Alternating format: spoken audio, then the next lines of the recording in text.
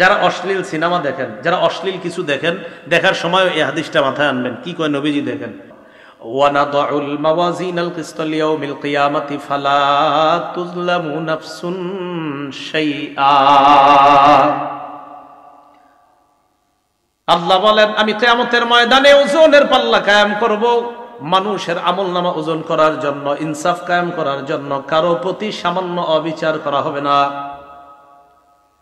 4 শ্রেণীর সাক্ষী কিয়ামতের ময়দানে দাঁড়িয়ে যাবে। 1 নাম্বার, জমিন সাক্ষী দিবে। এই জন্য জমিনের মধ্যে যখন আমরা চলি, সূরা মুলকের 16 নাম্বার আয়াত সব সময় মনে রাখবো। জমিনে হাঁটার সময় মনে রাখবো, আল্লাহ বলেন, আমিনতুম মান ফিস সামাই আইয়াখসিফা বিকুমুল আরদা ফাইযা হিয়া তামুর। তোমরা কি আসমানওয়ালার থেকে নিশ্চিত হয়ে গেছো যে জমিন তোমাদেরকে, জমিনের মধ্যে আসমানওয়ালা ধ্বংস করে দিবেন না, জমিনের নিচে ধসিয়ে দিবেন না, আর জমিন তোমাদেরকে নিয়ে থর থর করে কাঁপতে থাকবে। এই ব্যাপারে তোমরা নিশ্চিত হয়ে যেও না। আল্লাহ বলেন, জমিনে যখন হাঁটো, জমিনে যখন চলো, তোমরা কি নিশ্চিত হয়ে গেছো? যেমনে অহংকার করো, ভাবসাবে মনে হচ্ছে যে জমিনের নিচে আল্লাহ ধ্বংস করে দিতে পারেন না, জমিনের নিচে আল্লাহ তোমাদেরকে ধসিয়ে দিতে পারেন না, এই ব্যাপারে কি তোমরা নিশ্চিত হয়ে গেছো? বলেন, আল্লাহ চাইলে যে কোনো মুহূর্তে জমিনের একদম 1000 মাইল গর্তের নিচে আল্লাহ আমাদেরকে নিতে পারেন কিনা? তা আল্লাহ কয় নিশ্চিত হয়ে গেছো? বলেন, জমিনের নিচে ধসিয়ে দেওয়ার ঘটনা অনেক আগে ঘটছে না কিছুদিন আগেও ঘটছে? তুরস্কে বাড়ি সহ গেছে না?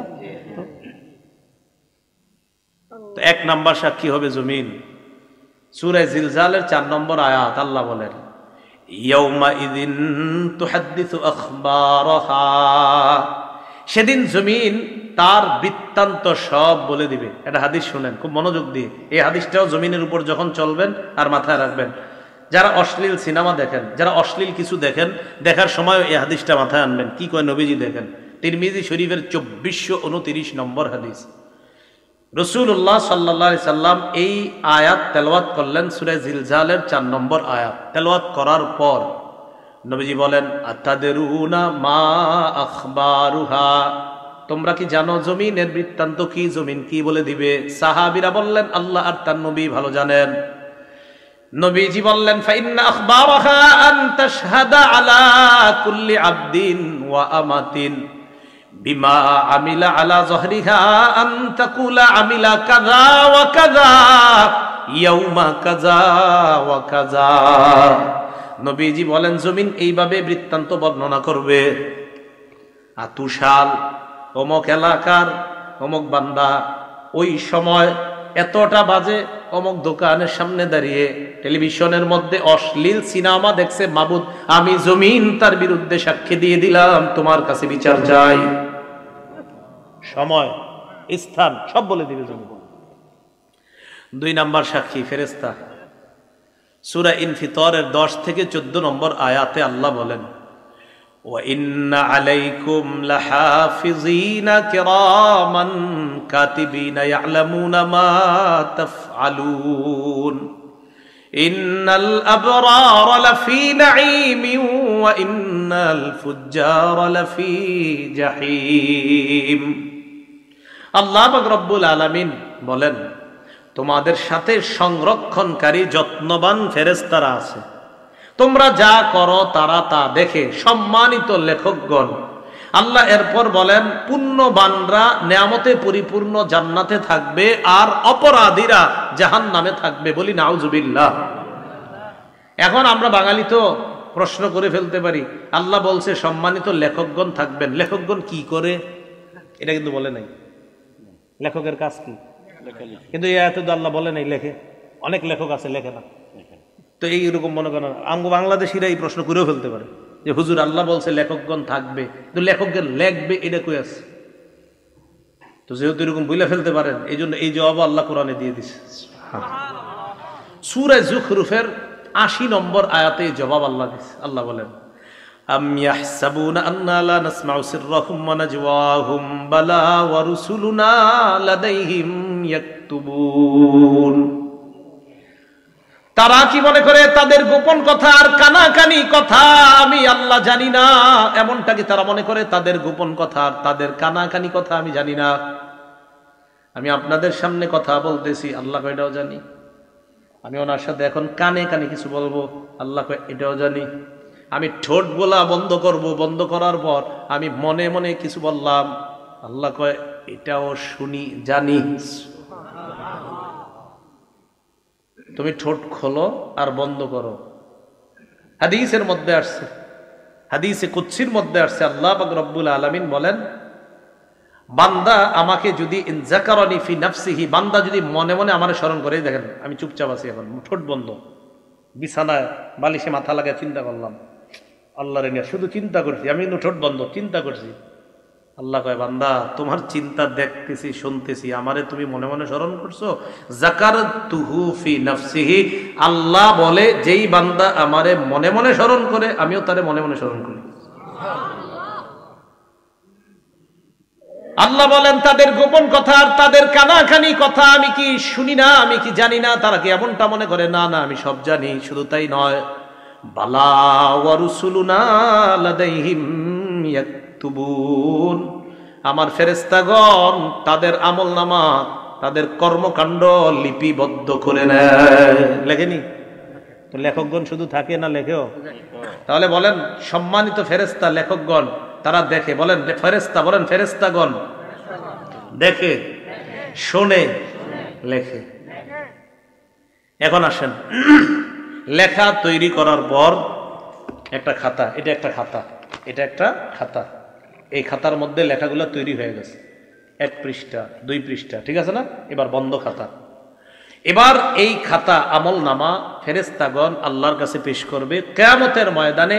এই খাতাটা আল্লাহ বলেন সূরা বনী ইসরাঈলের 13-14 নম্বর আয়াত, ওয়া নুখরিজু লাহু ইয়াউমাল কিয়ামাতি কিতাবান ইয়ালকাহু মানশুরা।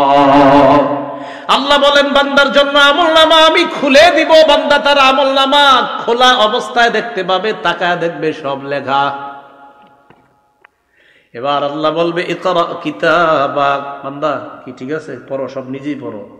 কাফা বিনাফসিকাল ইয়াউমা আলাইকা হাসিবা, যা করছো এটির হিসাবের জন্য তুমি যথেষ্ট। সূরা কাহাফের 49 নম্বর আয়াতে আল্লাহ বলেন বান্দা যখন আমলনামা দেখবে, দেখার পর অনেক বান্দাদের অবস্থা হবে এমন, অপরাধী যারা তাদের অবস্থা কেমন হবে? আল্লাহ বলে ওয়া তারাল মুজরিমিনা মুশফিকিনা মিম্মা ফীহ, নবী আপনি তাকায় দেখবেন অপরাধীরা তাদের আমলনামাটার দিকে তাকায় ভয় পাইতেছে, ভয়ে থরথর করে কাঁপবে আর বলবে মালি হাদাল কিতাব লা ইউগাদিরু সগীরাতাও ওয়ালা কাবীরাতান ইল্লা আহসাহা।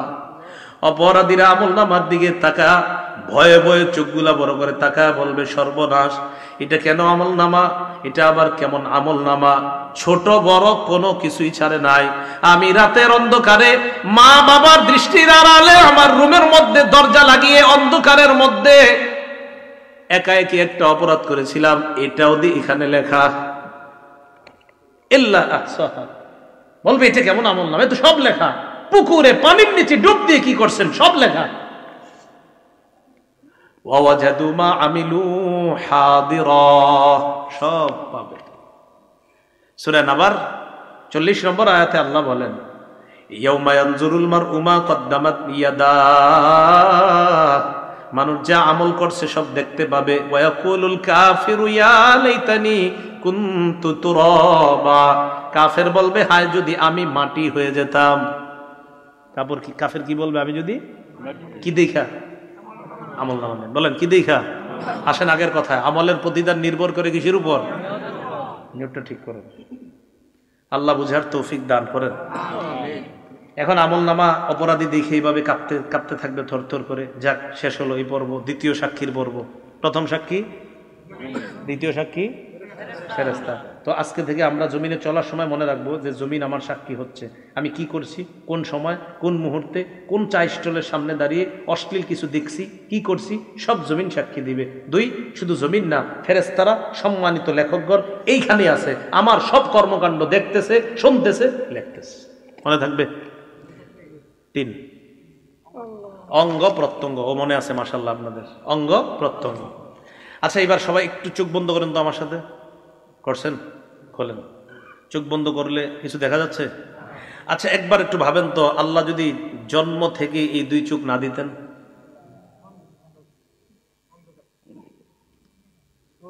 সূরা ইয়াসিনের ৬৬-৬৭ নম্বর আয়াতে আল্লাহ বলেন, ওয়ালাউ নাশাউ লাতামাসনা আলা আ'য়ুনিহিম ফাস্তাবাকুস সিরাতা ফাআন্না ইউবসিরুন। আল্লাহ বলেন, আমি যদি চাইতাম তাদেরকে আমি আল্লাহ তাদের আলো লোপ করে দিতে পারতাম, চোখের আলো লোপ করে দিতে পারতাম।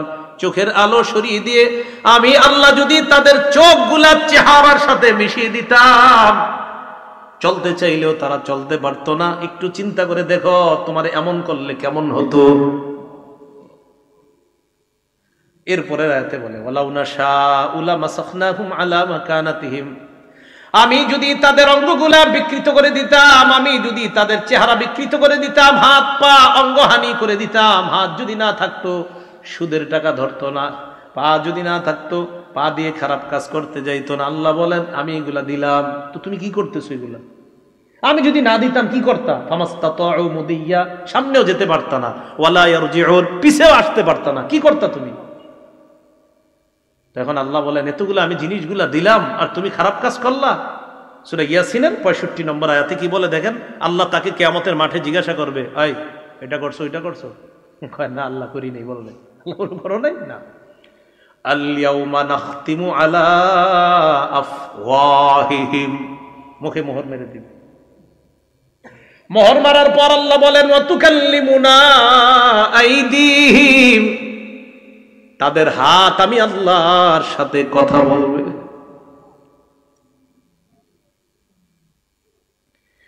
একটু চিন্তা করে দেখেন, হাত যদি আল্লাহকে বলে, আল্লাহ এই হাত দিয়ে ঘুষের টাকা, সুদের টাকা ধরছে। নিয়ম হলো, কেউ যদি কথা বলে এটার বিপক্ষে, কথা বলার পর ওই কথার পক্ষে সাক্ষীর প্রয়োজন হয়, তাহলে আল্লাহর সাথে হাত কথা বললো, এবার সাক্ষী কি? ওয়াতাশহাদু আরজুলুহুম বিমা কানু ইয়াকসিবুন, পা সাক্ষী দিয়ে বলবে, আল্লাহ হাত যা যা বলছে আমি পা হাতের পক্ষে সাক্ষী দিয়ে দিলাম। একটু চলেন না রাস্তা হেঁটে, একটু ভাবেন না নিজেরে যে আমার চোখ যা করবে, আমার হাত যা করবে, আমার হাত আল্লাহরে বলবে। বলার পর এরকম হতে পারে যে বান্দা কইতে পারে, আল্লাহ হাত বলছে, সাক্ষী কই? বান্দার তো মুখ বন্ধ, তো বান্দা বলতে পারে, আল্লাহ আমার হাত বলছে, হাত যে বলছে এটা সাক্ষী কই? পা বলবে আমি সাক্ষী।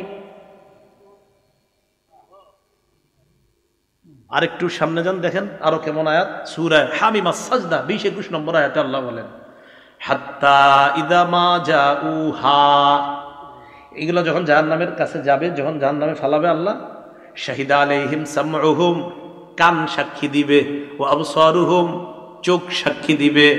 এরপর কি বলে দেখেন, ওয়া জুলুদুহুম বিমা কানু ইয়ামালুন, এদের চামড়াগুলাও সাক্ষী দিয়ে দিবে, চামড়া সাক্ষী দিবে। বান্দা বলবে, ওয়া ক্বালু লিজুলুদিহিম লিমা শাহিদতুম আলাইনা, বান্দা বলবে, ও চামড়া তুমিও সাক্ষী দিলা, তুমি আবার কেমনে সাক্ষী দাও? চামড়া জবাব দিবে, আনতাকানাল্লাহুল্লাযী আনতাকা কুল্লা শাই, যে আল্লাহ যারে চায় কথা বলাইতে পারেন, ওই আল্লাহ আমি চামড়াকে কথা বলার ক্ষমতা দিয়ে দিয়েছেন। কিছুক্ষণের জন্য ভাইবা দেখেন, এই হাত, এই পা, এই চোখ, এই চামড়া আপনার শত্রু। কিছুক্ষণের জন্য ভাবেন, কেমনে? যদি আপনি খারাপ কাজ করেন তো এরাই আপনার বিরুদ্ধে সাক্ষী দিবে, এরাই কথা বলবে। আপনি অন্য সাক্ষীর কি দরকার? কথার কথা, জমিনের সাক্ষীর কথা শুনলেন, ফেরেশতাদের কথাও শুনলেন, তো এদেরকে রাখেন না, আপনার সাথেই তো সাক্ষী ঘুরতেছে। এই যে আমার হাত, পা, চামড়া সবই তো সাক্ষী। এই হলো তৃতীয় সাক্ষী। চতুর্থ সাক্ষী, প্রধান সাক্ষী, একমাত্র সাক্ষী, যার অন্য কোনো সাক্ষী দরকার ছিল না, তিনি কে? কিন্তু আল্লাহর সিস্টেম সবকিছু করেন। আল্লাহর এটা পদ্ধতি, সিস্টেম, যে দেখো বান্দা, আমি তোমার উপর কোনো জুলুম করছি না, তুমি যা করছো এ তোমার হাত সাক্ষী দিচ্ছে, তুমি যা করছো ফেরেশতা সাক্ষী দিচ্ছে, তুমি যা করছো জমিন সাক্ষী দিচ্ছে। বান্দা, আমি তোমার উপর কোনো জুলুম করি নাই, এগুলো আমার দরকার ছিল না, আমি আল্লাহর। আরে সাক্ষী হিসাবে আমি আল্লাহই তো যথেষ্ট, আমি তো দেখতেছি তুমি কি করো আর না করো। সূরা হামিম আস-সাজদা আল্লাহ বলছো, আওয়ালাম ইয়াকফি বিরাব্বিকা আন্নাহু আলা কুল্লি শাইইন শাহীদ, তোমার এতটুকু কি যথেষ্ট না যে তোমার কর্মকাণ্ডের ব্যাপারে সবচেয়ে প্রধান সাক্ষী আল্লাহ? আর কি সাক্ষী তুমি চাও? আল্লাহ তো সব সময় তোমাকে পর্যবেক্ষণ করতেছে তুমি কি করো আর না করো। তো অন্যগুলো তুমি বাদ দাও। সূরা আলী ইমরানের 5 নম্বর আয়াতের অনুবাদটা বলবো। এই অনুবাদটা আপনারা ডেইলি কয়েকবার একজন আরেকজনকে বলবেন, নিজের বিবিরও বলবেন, পরিবারের ছেলে মেয়েদেরকে কয়েকবার পারলে শোনাবেন। আয়াতটা পড়ি, এরপরে অনুবাদটা বলবো। আল্লাহ বলেন, ইন্নাল্লাহা লা ইয়াখফা আলাইহি শাইউন ফিল আরদি ওয়ালা ফিস সামা। বলেন আমার সাথে, নিশ্চয়ই আল্লাহর কাছে আসমান জমিনের কোনো কিছু গোপন থাকে না। সন্তান কলেজে যাইতেছে, বলে দিবেন, বাবা আল্লাহর কাছে আসমান জমিনের কোনো কিছু গোপন থাকে না, গোপনে কিছু করো না।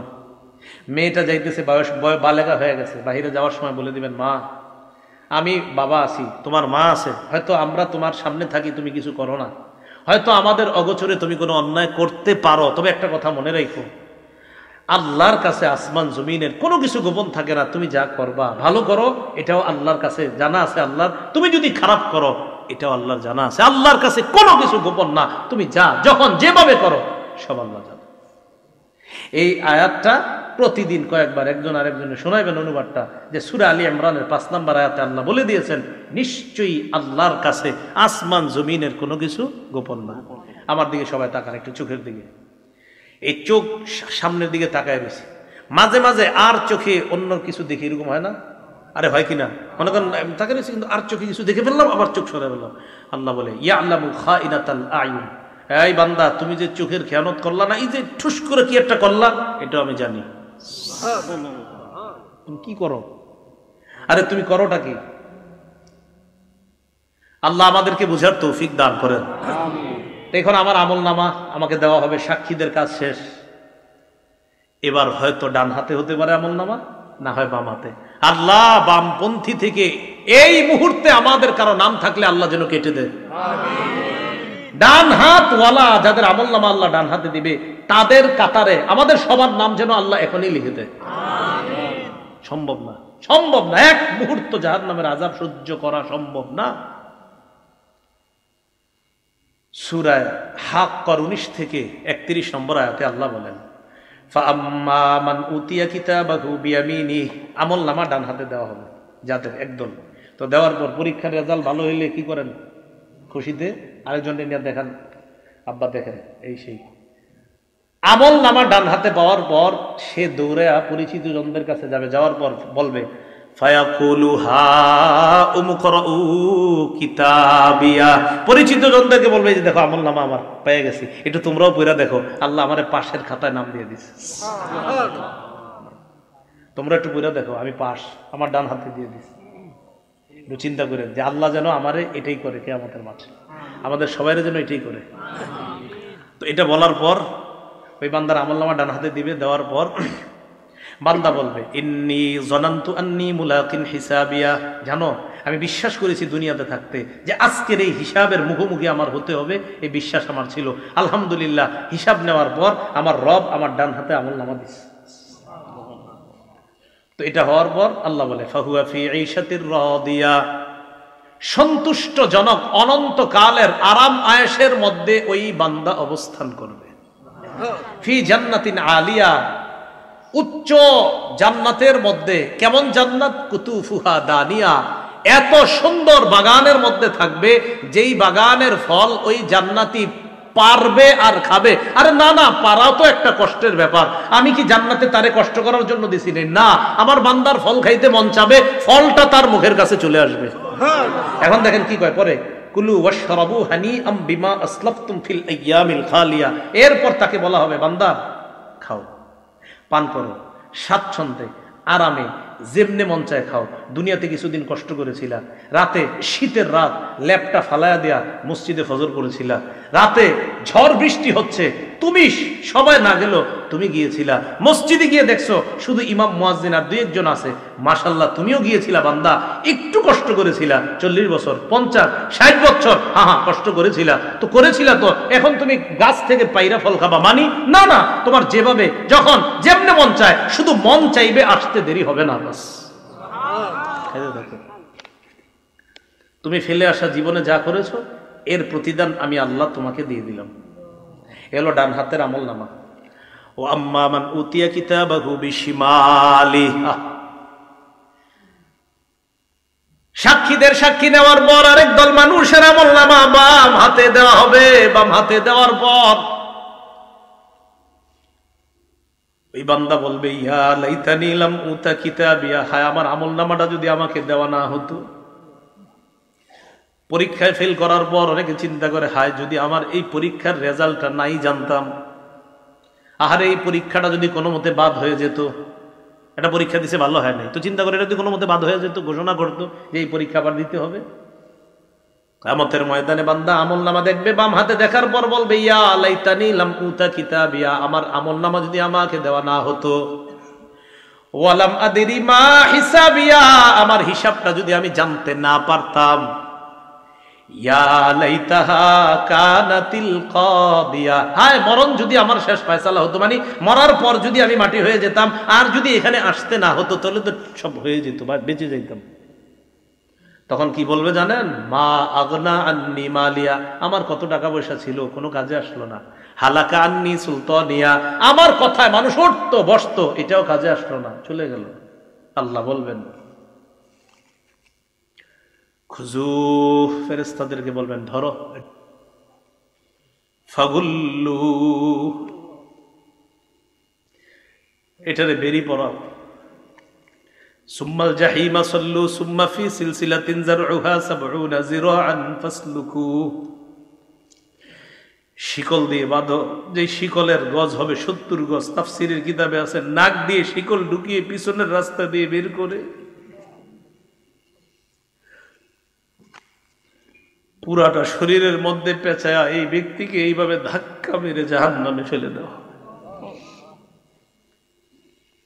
বলছিলাম আমার আপনার আমল নামা এটা হয়তো ডান হাতে দেওয়া হবে, না হয় বাম হাতে।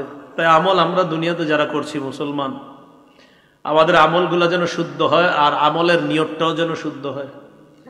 ১ টাকা দান করি সেটাও শুদ্ধ নিয়তে দান করব, ১ লক্ষ টাকা সেটাও পরিশুদ্ধ নিয়তে দান করব, ১ কোটি টাকা এটাও শুদ্ধ নিয়তে দান করব, কাউকে দেখানোর জন্য না। সহিহ বুখারীর বর্ণনায় আসছে ২১১৮ নম্বর হাদিস, আম্মা জান আয়েশা সিদ্দিকা রাদিয়াল্লাহু তাআলা আনহার বর্ণনা। তিনি বলেন, ইয়াগজু জাইশুনিল কাবা, নবীজি সাল্লাল্লাহু আলাইহি সাল্লাম বলেছেন, এক জামানায় একদল মানুষ কাবা ধ্বংস করার উদ্দেশ্যে রওনা করবে। নাউজুবিল্লাহ। ইউখসাফু বিআউয়ালিহিম ওয়া আখিরিহিম, তাদের পূর্বাপর সামনের পিছনের সব মানুষগুলারে ধ্বংস করে দেওয়া হবে, গজবাইশা ধ্বংস করে দিবে। আম্মা জান আয়েশা বলেন, আমি বললাম, ইয়া রাসূলুল্লাহ, ফিহিম আসওয়াকুহুম ওয়া লাইসা মিনহুম, এদের মাঝে এমনও মানুষ আছে যারা তাদের বাজারের পণ্য সামগ্রী ইত্যাদি নিয়ে যাচ্ছে, আবার যারা তাদের অন্তর্ভুক্ত না। মনে করেন ১০০ জন রওনা করছে, এর মধ্যে ৫০ জন কাবা ধ্বংসের নিয়ত, আর ৫০ জন ভালো মানুষও তো থাকতে পারে হুজুর। নবীজি বললেন, আয়েশা, সবাইরই ধ্বংস করবে আল্লাহ, সবাইরই, ভালোগুলাও ধ্বংস হবে। তারপর এখানে নিয়ত কাদের ছিল ভালো, কারা কাবা ধ্বংসের নিয়তে গিয়েছে আর কারা ভালো নিয়ত ছিল এখানে, এটা তো আল্লাহ জানেন। ওই নিয়ত অনুযায়ী কিয়ামতের মাঠে তাদেরকে ফলাফল দিয়ে জান্নাত দেওয়া। কথা মনে থাকবে তো? তাহলে নিয়তের উপর আমলের প্রতিদান নির্ভর করে। সহিহ বুখারীর বর্ণনা ১২৩ নম্বর হাদিস, রাসূলুল্লাহ সাল্লাল্লাহু আলাইহি সাল্লাম বলেন, মান কাতালা লিতাকুনা কালিমাতুল্লাহি হিয়াল উলিয়া ফাহুয়া ফি সাবিলিল্লাহ, এক ব্যক্তি আল্লাহর রাস্তায় লড়াই করে, এক ব্যক্তি আল্লাহর রাস্তায় লড়াই করে। তো আল্লাহর রাস্তায় যিনি লড়াই করতেছে, উনি কোন নিয়তে আল্লাহর রাস্তায় লড়াই করতেছে এটা জানে কে? তো কোন ব্যক্তি যদি আল্লাহর রাস্তায় এই নিয়তে লড়াই করে, আল্লাহর কালিমা এটা যেন পৃথিবীর মধ্যে বিজয় লাভ করে, ইসলাম যেন বিজয় হয়ে যায়, এই নিয়তে যদি লড়াই করে, তাহলে সে প্রকৃত আল্লাহর রাস্তার মুজাহিদ বলে গণ্য হবে। কেন বলেন তো? নিয়ত পরিশুদ্ধ। বলেন নিয়ত পরিশুদ্ধ। এই জন্য মনে রাখতে হবে, রাসূল সাল্লাল্লাহু আলাইহি সাল্লাম বলেছেন, রুব্বা কাতিলিন ফি সাফফাইনি আ'লামু বিনিয়াতিহি, আল্লাহু আ'লামু বিনিয়াতিহি। যুদ্ধের ময়দানে সারিবদ্ধ দুই কাতারের মধ্যে মুজাহিদরা দাঁড়িয়ে আছে, কত মুজাহিদরা শহীদ হচ্ছে, এরা প্রকৃত শহীদ কিনা এটা আল্লাহ জানেন, কারণ কোন নিয়তে শহীদ হয়েছে এটা জানেন আল্লাহ। যদি বীরত্ব দেখানোর নিয়তে শহীদ হয়ে থাকে তাহলে তো নিয়ত খারাপ, যদি বাহবা পাওয়ার আশায় শহীদ হয়ে থাকে তাহলে তো নিয়ত খারাপ। হ্যাঁ, আল্লাহর দিন দুনিয়াতে বিজয় হোক এই নিয়তে যারা শহীদ হয় তারাই তো প্রকৃত শহীদ। তাহলে কি বুঝলাম? শাহাদাত নামক ইবাদত, নামাজ নামক ইবাদত, আল্লাহর দিন পৃথিবীতে বিজয় হবে এই ইবাদত, রোজা নামক ইবাদত, হজ নামক ইবাদত, যাকাত নামক ইবাদত, সদকা নামক ইবাদত, আমাদের ছোটখাটো ইবাদত, সব ইবাদত সব আমলের আগে কি শুদ্ধ হইতে হবে? আল্লাহ আমাদের সকলকে পরিশুদ্ধ নিয়তের সাথে যেন আমলগুলা করতে পারি, আল্লাহ তৌফিক দান করবেন। হযরত মুনাজাত করবেন ইনশাআল্লাহ, আখেরি মুনাজাত, আমরা মুনাজাতে অংশগ্রহণ করব। একজন একটা প্রশ্ন দিয়েছেন, প্রশ্নটা কোনো মাদ্রাসার আলেমকে গিয়ে করবেন। হ্যাঁ, যিনি দিয়েছেন কোনো মাদ্রাসার আলেমকে করবেন, প্রশ্ন উত্তর দিয়েন না, ইউটিউবাররা আছে না ঝামেলা লাগাই, প্রশ্ন দিবেন না, প্রশ্ন মাদ্রাসায় গিয়ে করবেন। একজনে লেখছেন একটা জিনিস, ওইটা সঠিক না, একজন একটা জিনিস লেখছেন আর কি, এটা বলা সঠিক না। যিনি লেখছেন বাস আপনি জেনে নিয়ে আপনি অন্যদেরকে জানাই দিবেন, এটা বলা সঠিক না, যেটা লেখছেন আর কি বাস। আবার আরেকজনে দেখেন না কিন্তু, যে আমি লিয়ে নিলাম, এটা যেটা লেখছেন এখানে এটা সঠিক না, যে বিষয়টা ওনারা বলে দিবেন, অনেকে জানে না তো এই জন্য বলে ফেলে, তো এটা সঠিক না, এই বিষয়টা এখানে সঠিক না, এটা বলাও ঠিক না, এটা করাও ঠিক না, এটা সঠিক না, এই বিষয়টা তো যিনি জেনে জানার জন্য দিয়েছেন নিশ্চয়ই আপনি কোথাও দেখছেন এটা বলে, বাস তাদেরকে জানিয়ে দিন ভাই এই কথাটা সঠিক না, ঠিক আছে না? ইনশাল্লাহ আমরা কোনো ফেতনায় যাব না। তো ঠিক আছে, হুজুর ইনশাল্লাহ দোয়া করবে। দোয়ার পরে আমাকে বলছে একটা ঘোষণা দেওয়ার জন্য, ওই আপনার আমি যেই পদ্ধতিতে বয়ান করি ওই পদ্ধতিতেই বয়ানগুলা লিপিবদ্ধ করা হয়েছে, প্রায় 8-9 খণ্ড হয়ে গেছে, এর মধ্যে 3 খণ্ড ছেপে গেছে। তো 2 খণ্ড মানে দ্বিতীয় আর তৃতীয় খণ্ড প্রকাশনী থেকে এরা মনে নিয়ে এসেছে, মনে হয় সামান্য কয়েকটা আছে, 10-12টা হয়তো আছে বা কম বেশি হতে পারে, আপনাদের কারো লাগলে নিয়ে নিতে পারেন। দ্বিতীয় খণ্ডে সুদ সম্পর্কে, হালাল হারাম সম্পর্কে, আর তৃতীয় খণ্ডটা হলো স্বামী স্ত্রীর একদম দাম্পত্য জীবন পূর্ণ অধিকার, যে কোরআন হাদিস সম্বলিত একজন স্ত্রী স্বামীর কাছে কতটা অধিকার পাওনা আর একজন স্বামী তার স্ত্রীর কাছে কতগুলো অধিকার পাওনা, এই বিষয়ে এখানে একদম বিস্তারিত কোরআন হাদিসের আলোকে। আলেমরাও নিতে পারেন, সাধারণ যারা আপনারাও নিতে পারেন, আর কারো যদি হাদিস মুখস্থ করার নিয়ত থাকে আপনারাও নিতে পারেন ইনশাআল্লাহ। আল্লাহ তৌফিক দান করেন। হুজুর মুনাজাত করবেন ইনশাআল্লাহ, এরপর আমরা উঠবো। আসসালামু আলাইকুম ওয়া রাহমাতুল্লাহ।